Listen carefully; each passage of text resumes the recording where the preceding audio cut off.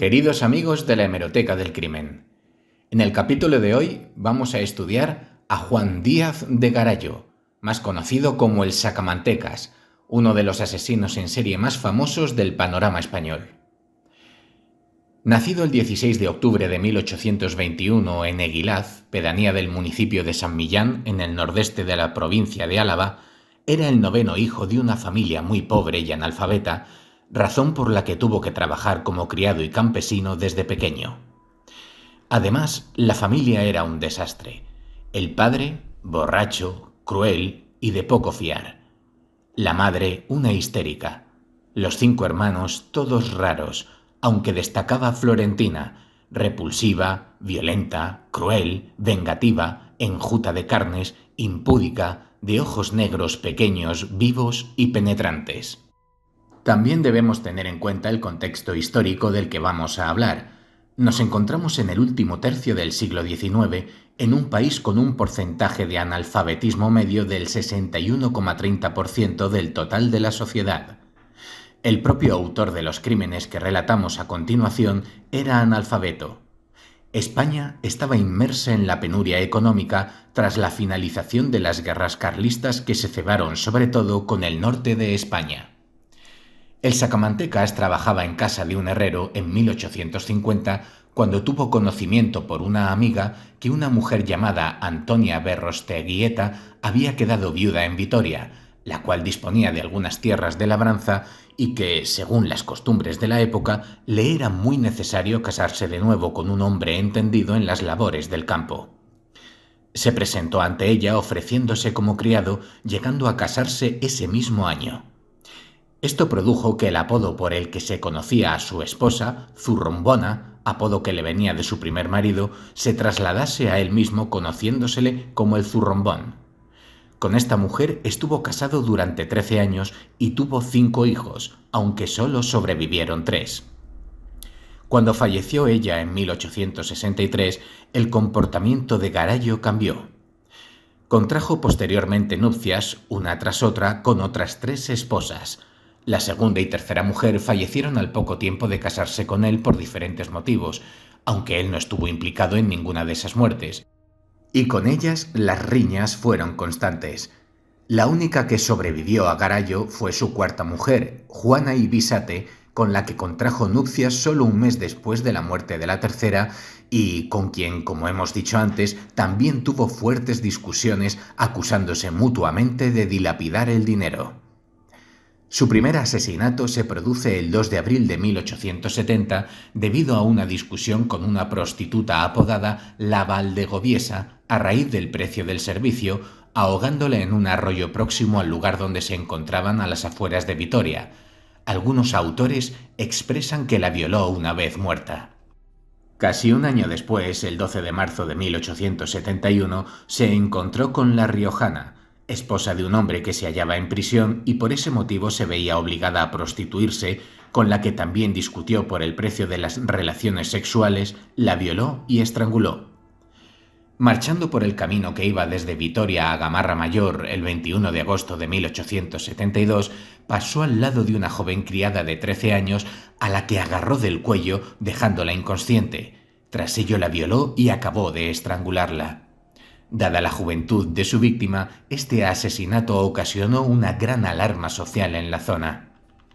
No obstante, una semana después, el 29 de agosto de 1872, y pese a esa alarma social, en la salida de Vitoria por la zona llamada de la Zumaquera, violó y asesinó a una prostituta de 23 años, a la que apodaban La Morena, clavándola en el corazón una aguja que utilizaba la propia víctima para sujetarse el pelo. Por este crimen se detuvo un soldado, pero tras las indagaciones oportunas y ante la falta de pruebas, fue puesto en libertad.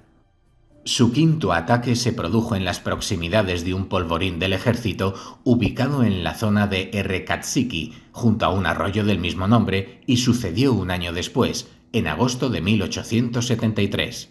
Tras tener relaciones con otra prostituta, intentó estrangularla. Sin embargo, sus gritos alertaron a la guardia del acuartelamiento, que acudieron a socorrerla, por lo que Juan se dio a la huida sin llegar a matarla. Tampoco lograron capturarlo. En junio de 1874, en la misma zona en la que mató a la morena, atacó a una mujer de avanzada edad que se dedicaba a la mendicidad, pero que al intentar Juan forzarla, se resistió gritando, acudiendo en su auxilio otras mujeres y éste huyó. La mujer, que lo conocía, no lo denunció. El 2 de enero de 1878, en Mendiola, a poco más de 7 kilómetros de Vitoria, apareció una mujer destripada con profundos cortes de arma blanca en el pecho e incluso una mano cortada. Y aunque este asesinato se le ha atribuido a Juan Díaz de Garallo, jamás fue reconocido por él. Un mes después, el 28 de febrero de 1878, en Vitoria, una niña de 11 años fue atacada en su propio domicilio por un hombre que la violó y produjo posteriormente graves heridas con arma blanca en el vientre. Su mujer logró hacer huir a su agresor. Sin embargo, la niña falleció pocos días después. Juan negó siempre ser también el autor de este suceso, pero algunas fuentes se lo imputan. Su siguiente agresión, realizada el 1 de noviembre de 1878, dio con los huesos de Juan Garallo en la cárcel al intentar agredir sexualmente a una molinera. Esta consiguió zafarse de él. Se le condenó a 2 meses de cárcel, pero no se sospechó por los otros hechos anteriores. Su 10ª víctima fue una mujer de avanzada edad a la que intentó agredir sexualmente el 25 de agosto de 1879 en las proximidades de Vitoria. Sin embargo, la mujer se defendió golpeándole en los testículos. Juan huyó a Vizcaya, mandando a su propia esposa a que ofreciese una indemnización muy elevada para aquella época, 20 pesetas, a condición de que no le denunciase. Una vez se aseguró de que la mujer anterior no iba a denunciarle, se puso en camino a Vitoria y menos de 15 días después, el 7 de septiembre de 1879, cerca de Murguía, caminaba en la misma dirección que una criada. La alcanzó proponiéndola relaciones sexuales, pero como ésta se negó, le realizó varios cortes en el pecho y en el vientre, escondiendo el cadáver en las proximidades. El 12º y último asesinato de Juan Díaz de Garallo se produjo cerca de Araca al día siguiente.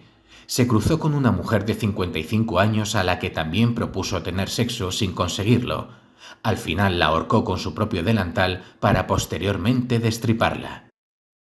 A estas alturas, todos los medios de los que se disponían estaban intentando dar con el autor de semejantes atrocidades. El cabo comandante de puesto de Murguía tomó declaración a una joven que manifestó haber visto a Díaz de Garallo en compañía de la última de las víctimas, a la vez que se descubría el pago de las 20 pesetas a la anciana anteriormente citado. Con todos esos datos, el juez de primera instancia ordenó su detención. Esta se efectuó por un alguacil de Vitoria llamado Pío Fernández de Pinedo, que le reconoció cuando se cruzó con él por la calle por la descripción que habían hecho las víctimas que habían sobrevivido a su ataque. Era un hombre sanguíneo, atlético, de frente estrecha y occipucio plano, con la base del cráneo ancha, color animado, pómulos salientes, facciones fruncidas, ojos pequeños, hundidos, desviados y uno de ellos torcido con una siniestra mirada. El modus operandi era el mismo en todos los casos. Asesinato, violación y descuartizamiento, todo ello fruto de una aparente enajenación momentánea tremendamente violenta. Fue condenado a 2 sentencias de muerte y recurrido hasta el Tribunal Supremo que ordenó la ejecución de la sentencia. Finalmente, Juan Díaz de Garallo fue ejecutado mediante garrote vil el 11 de mayo de 1881 en la prisión del Polvorín Viejo de Vitoria. El verdugo, Gregorio Mayoral, de Burgos, era famoso en aquellos tiempos, aunque hay quien asegura que fue Lorenzo Huertas, también muy estimado en su oficio, quien lo ejecutó. Nos encontramos en la época de la frenología. La frenología, según nuestro diccionario de la lengua, se define como doctrina psicológica según la cual las facultades psíquicas están localizadas en zonas precisas del cerebro y en correspondencia con relieves del cráneo. El examen de estos permitiría reconocer el carácter y aptitudes de la persona. En resumen, en el cerebro hay diversidad de funciones, hay una relación entre órgano y función, hay influencia del órgano en la morfología cercana del cráneo y con ello tenemos la posibilidad del examen externo. Para demostrar o refutar esta teoría, nada menos que 10 médicos militares, Otros 6 alienistas, algún farmacéutico y una docena de periodistas asistieron a la autopsia de El Sacamantecas, recién ejecutado y con el cadáver aún caliente. Dirigiendo la reunión, el doctor José María Esquerdo y Zaragoza, ilustre y conocido frenópata de aquellos tiempos. Al buen doctor solo le interesaba el cráneo, cerebro incluido, de Garallo. Allí esperaba encontrar las pruebas de su locura. El cerebelo pequeño y aplastado. El cuerpo romboidal disminuido y con mal color. Los corpúsculos de Pacchioni demasiado grandes y la cresta occipital externa también algo exagerada. Todos son datos que apoyan las ideas del doctor Esquerdo, según proclamaba él mismo. En el informe de la autopsia que publicó el periódico La Vanguardia, lo comentaba en un párrafo clarificador. El criminal ha dejado de serlo. El cadáver ha resuelto el problema. Su cerebro abierto ha manifestado la causa del crimen. Su encéfalo ha sido una revelación.